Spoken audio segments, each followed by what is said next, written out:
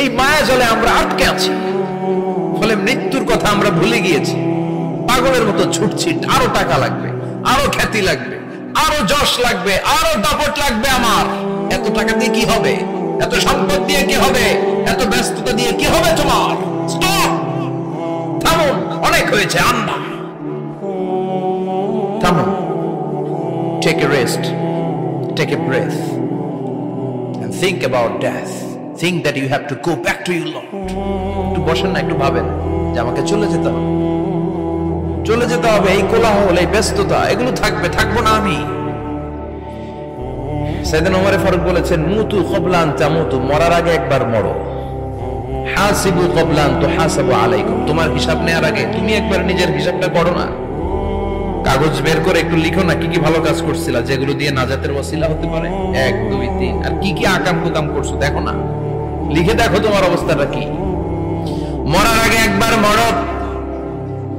মরার আগে খাটের মধ্যে শুয়ে শটান করে চোখ বন্ধ করে একবার মরার ভান করে দেখেন কেমন লাগে। চোখটা বন্ধ করেন আর ভাবেন আপনি নাই, কি কি হতে পারে ভাবেন। আপনার ছেলে মেয়েরা কান্না জুড়ে দিবে, আপনার প্রাণের স্ত্রী বিলাপ শুরু করে দিবে, বন্ধু বান্ধবের চিৎকার আর মাতম, স্থানীয় এলাকার মসজিদে ঘোষণা, অমুক এলাকার নিবাসী অমুক ভাই অমুকের ছেলে অমুক দুনিয়ায় নাই। সব আত্মীয়রা চলে আসবে, ফেসবুকে স্ট্যাটাস দেয়া হবে, সবাই সবাইকে জানাবে বিকাল 4টায় অমুক হাই স্কুল ময়দানে আপনার জানাজা। ছুটে আসবে, সবাই ছুটে আসবে আপনাকে শেষ বিদায় দিতে, গুড বাই জানানোর জন্য, আল ওয়াদা, বিদায় জানাতে আসবে সবাই। 4 তাকবীর দিয়ে আপনার জানাজা হবে, অশ্রুসিক্ত জানাজায় আপনার বিদায় হবে। কাঠের খাটিয়ার মধ্যে করে কাঁধে তুলে আপনারে কবরে নেওয়া হবে। আগে থেকে খুঁড়ে রাখা কবরটার মধ্যে আপনারে বিছিয়ে দেয়া হবে। বাঁশের কচি দিয়ে তার উপরে মাটির চাপা দিয়ে সব চলে যাবে। ভাবেন না একবার চোখ বন্ধ করে, this is the circle of life, this is the nature of life. এটা সবার হবে, আমার হবে, আপনার হবে। এত মায়া, এত ভালোবাসা কই যাবে? কেউ থাকবে না, সবাই আপনার অন্ধকার কবরে রেখে দিয়ে চলে আসবে। উপরে বাঁশের কঞ্চি, তার উপরে মাটির চাপা, অন্ধকার আর অন্ধকার। এই অন্ধকার যেন শেষ হতে চায় না, শুধুই অন্ধকার, ঠিক কিনা? এজন্য আমাদের চলে যেতে হবে। দাদা গেল, চাচা গেল, মামা গেল, আমাদেরকেও যেতে হবে, জোরে কোন ঠিক কিনা? একদিন মাটির ভেতরে হবে ঘরে মন আমার, কেন বন্ধ দালান ঘর, প্রাণ পাখি উড়ে যাবে পিঞ্জর ছেড়ে।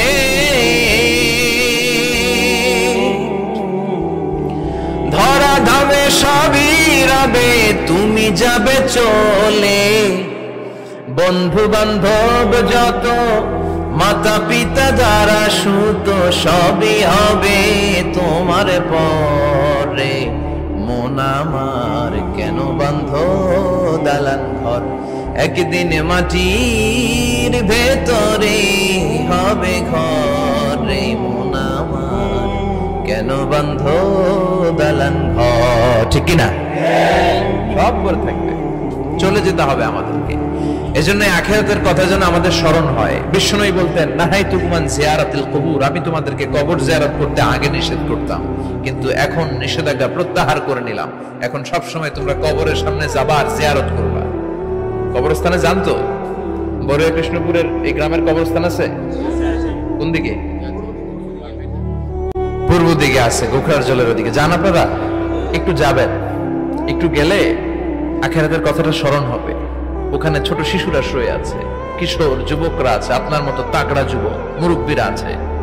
এরা এই এলাকায় থাকতো, এরা আকাশ থেকে নেমে আসে না, এই এলাকার সন্তান আজ নাই। একটা সার্টেন পিরিয়ড শেষে আপনিও থাকবেন না। This is the nature of life, this is the circle of life. ছোট্ট শিশু হয়ে এসেছিলেন, শৈশব, কৈশোর, যৌবন, প্রৌঢ়ত্ব। আগে ছিলেন সিঙ্গেল, বিয়ে করে হয়ে গেলেন ডবল।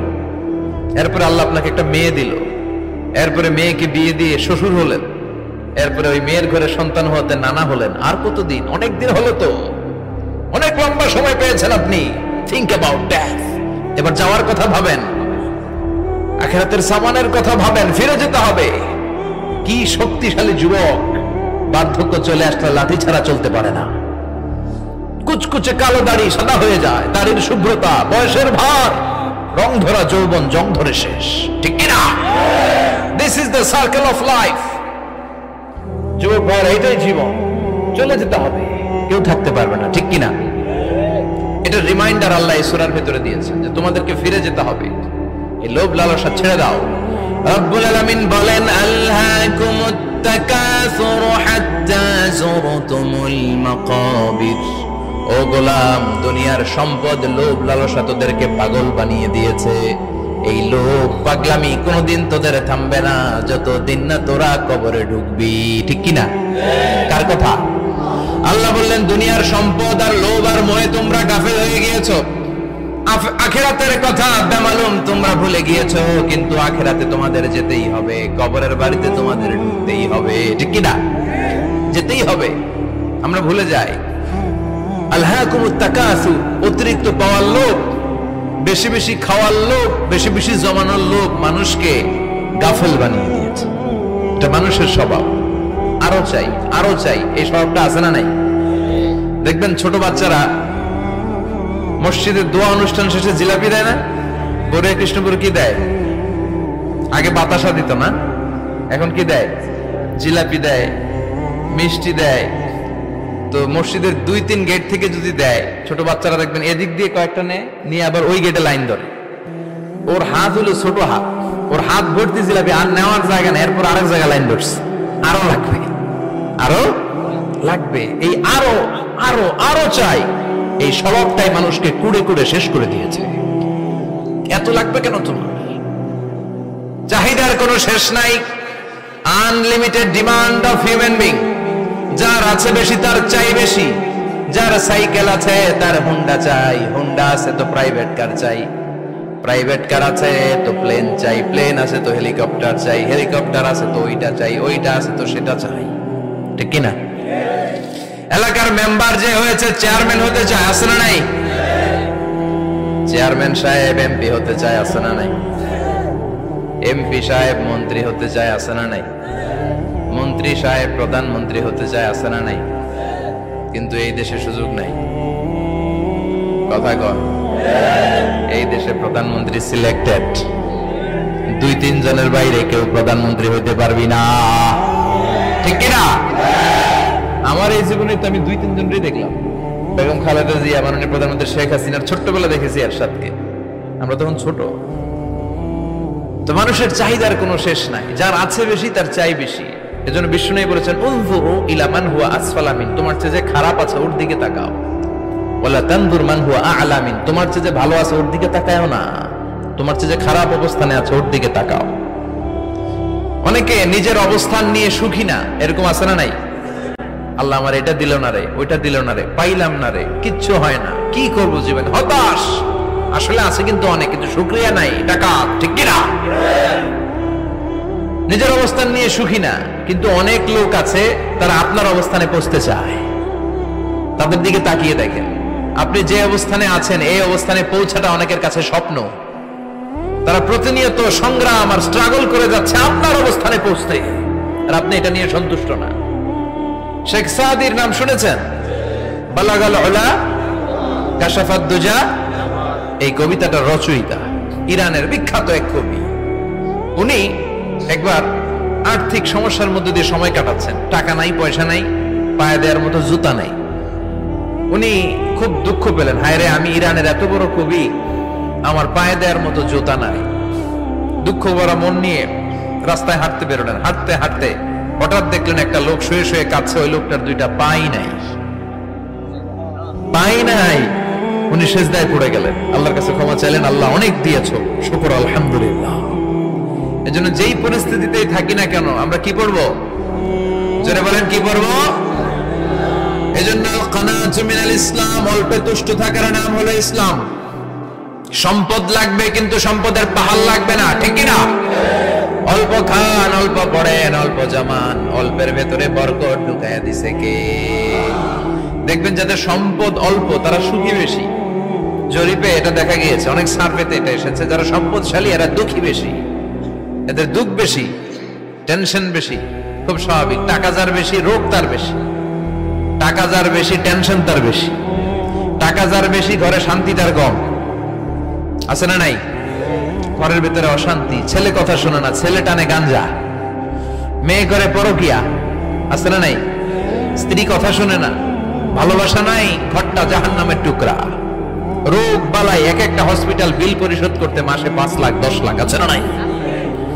কিছু খেতে পারে না, ডাক্তার একেবারে ডায়েট মেনু বেঁধে দিয়েছে। ডায়েট, ভেরি ডায়েট মেনু, এটা এটা এটা এটা কিছুই খাবেন না, শুধু গরু খাবেন না, খাসি খাবেন না, চিংড়ি খাবেন না, খালি ঘাস খাবেন, ইচ্ছে মতো ঘাস খাবেন, মানে ঘাস জাতীয় যত আইটেম আছে সব খাবেন, শাক খাবেন, সবজি খাবেন, সালাদ খাবেন, গরু চিংড়ি মুরগি গোশত ইলিশ কিছু খেতে পারে না। তাহলে রোগ বেশি, খাওয়ার মজা নাই, ঘরে সাংসারিক শান্তি নাই, খালি ব্যারাম আর ব্যারাম, ঠিক কিনা? কিন্তু সম্পদের পাহাড় ঘটেছে। আর অল্প যারা খায়, অল্প পড়ে, রিক্সাওয়ালা কুলিওয়ালা, অল্প বেতনের চাকরি, কিন্তু হক হালালি মেনে চলে, দেখবেন শান্তি আছে অনেক। হ্যাঁ, বাসা ভাড়া দেয়, ফ্যামিলি চালায়, বাচ্চাদের স্কুল বিল, এরপরও মাস শেষে 1-2 হাজার টাকা হাতে থেকে যায়। আর ওর প্রতি মাসে 10 কোটি টাকা ইনকাম, তারপরও ব্যাংকের ঋণ আছে না নাই? সুখ কারে বলে? কিভাবে আপনি সুখকে ডিফাইন করবেন? সুখ তো টাকায় কিনা যায় না, শান্তি টাকা দিয়ে হয় না, শান্তি দেওয়ার মালিক কে? শান্তি আছে অল্প খেয়ে শুকর করার মধ্যে, শান্তি আছে আলহামদুলিল্লাহর মধ্যে, চিল্লায় বলেন ঠিক কিনা? এজন্য অল্প খাবো, অল্প পড়বো, অল্প জামাবো, অল্পের ভেতরে বরকত দিয়েছে কে? দেখেন ধনী ভাইরা খেতে পারে না, কিন্তু রিক্সাওয়ালার কি সমস্যা হয়? রিক্সাওয়ালারা সব খেতে পারে, কুলিওয়ালা, দিন মজুর, এরা একেবারে স্লিম সুঠাম দেহি, মেদহীন পেট, পেটে কোনো মেদ নাই, ভুড়ি নাই। আর কোটিপতিদের মেদ আছে না নাই? এত বড় বড় পেট, ঠিক কিনা? আমাদেরও পেট আছে, তবে হালাল পেট, এটা হারাম টাকা দিয়ে এই ভুড়ি বানাই নাই আমরা, ছেলে বলেন ঠিক কিনা? রিক্সাওয়ালা কুলিওয়ালা নিজেও নামাজ পড়ে, বউ নামাজ পড়ে, বাচ্চাটাও নামাজ পড়ে, রিক্সা চালায় আর জিকির করে লা ইলাহা